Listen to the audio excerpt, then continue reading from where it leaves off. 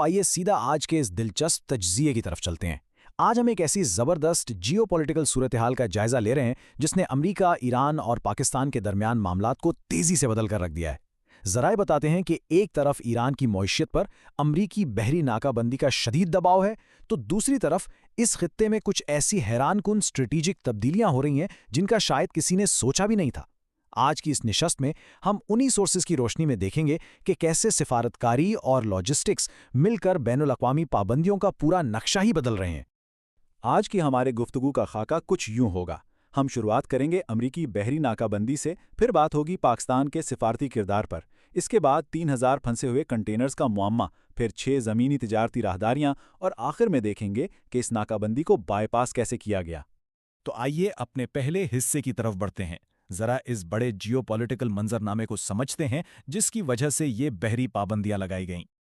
अब यहाँ सबसे बड़ा सवाल ये पैदा होता है कि कोई मुल्क इतनी बड़ी और सख्त बहरी नाकाबंदी से आखिर निकलता कैसे है। ज़राए के मुताबिक अमेरिका ने बिल्कुल वाज़ेह कर दिया था कि ईरान की बंदरगाहों पर कोई बहरी जहाज़ नहीं जा सकता। मतलब जो भी इस पाबंदी को तोड़ेगा उसे रोका जाएगा। तो सोचने की बात है कि जब समंदर के रास्ते ही बंद हों तो कोई भी मुल्क अपनी मईशत का पहिया कैसे चलाता है।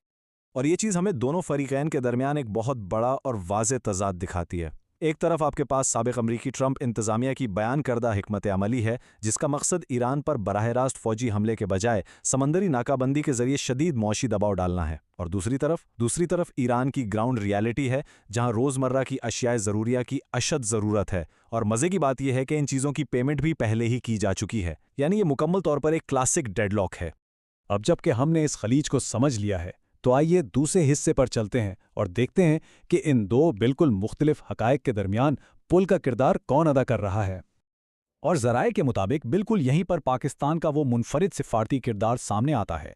आप देखें, पाकिस्तान एक ऐसे सालिस के तौर पर उभरा है जिस पर अमरीका और ईरान दोनों भरोसा करते हैं।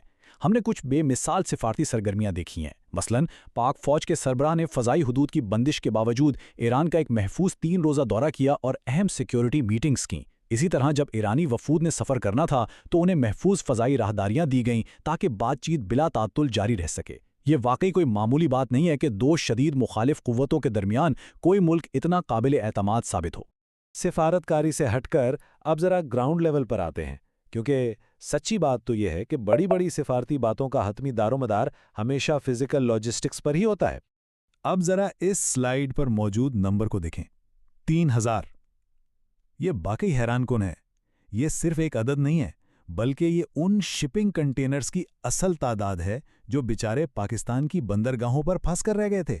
ज़राए हमें बताते हैं कि इन कंटेनर्स के अंदर ईरान की मईशत और रोज़मर्रा ज़िंदगी के लिए इंतहाई ज़रूरी सामान भरा हुआ था।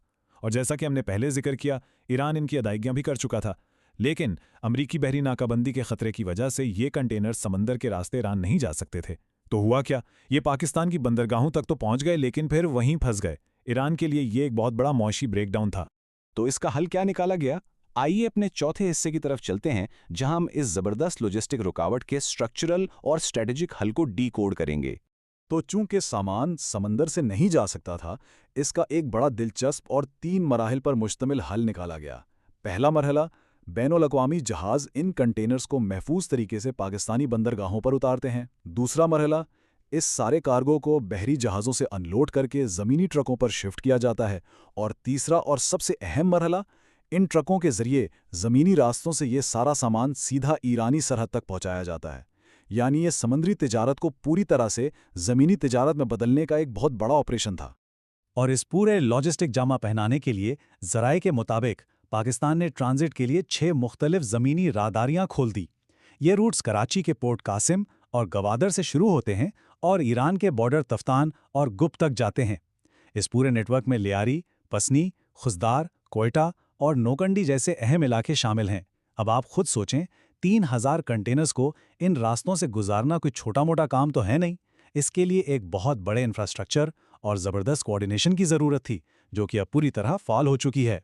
अब हम अपने आज के जायज़े के आखिरी हिस्से में दाखिल हो रहे हैं, जहां हम ये देखेंगे कि इन नए तिजारती रास्तों के फ़ाल होने से आलमी सतह पर क्या जियोपॉलिटिकल असरात मुरतब हुए हैं।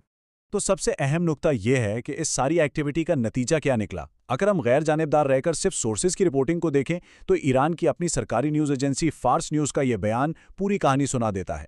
ان کے مطابق پاکستان کی طرف سے کھولے گئے ان زمینی راستوں نے امریکہ کی لگائی گئی بحری ناکہ بندی کو مکمل طور پر بائی پاس کر دیا ہے، یعنی سادہ الفاظ میں جو دباؤ سمندر کے ذریعے بنایا جا رہا تھا وہ زمین کے ذریعے بالکل ختم ہو کر رہ گیا۔ اور دلچسپ بات یہ ہے کہ یہ دعویٰ صرف ایرانی میڈیا کا نہیں ہے۔ ذرائع بتاتے ہیں کہ پاکستان کا صفِ اول کا میڈیا جیسے کہ ڈان نیوز وہ بھی اسی تجزیے کی تصدیق کر رہا ہے۔ ان کے رپورٹس کے مطابق بھی پاکستانی معاونت اور ان نئے زمینی راستوں کی بدولت سمندری پابندیوں کو کامیابی سے عبور کیا جا رہا ہے۔ اس کا مطلب یہ ہے کہ سورسز جو بیانیہ پیش کر رہے ہیں وہ خطے کے دونوں اہم ممالک کی میڈیا رپورٹس سے بالکل ہم آہنگ ہیں۔ اور آج کے اس تجزیے کو ہم ایک انتہائی اہم اور سوچنے پر مجبور کر دینے والے سوال پر ختم کرتے ہیں۔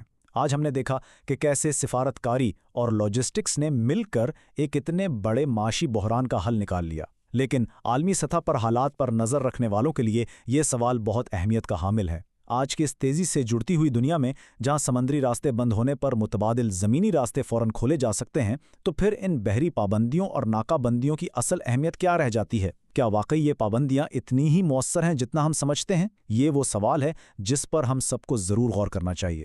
آج کے اس نشست میں ہمارے ساتھ شامل ہونے کا بہت شکریہ۔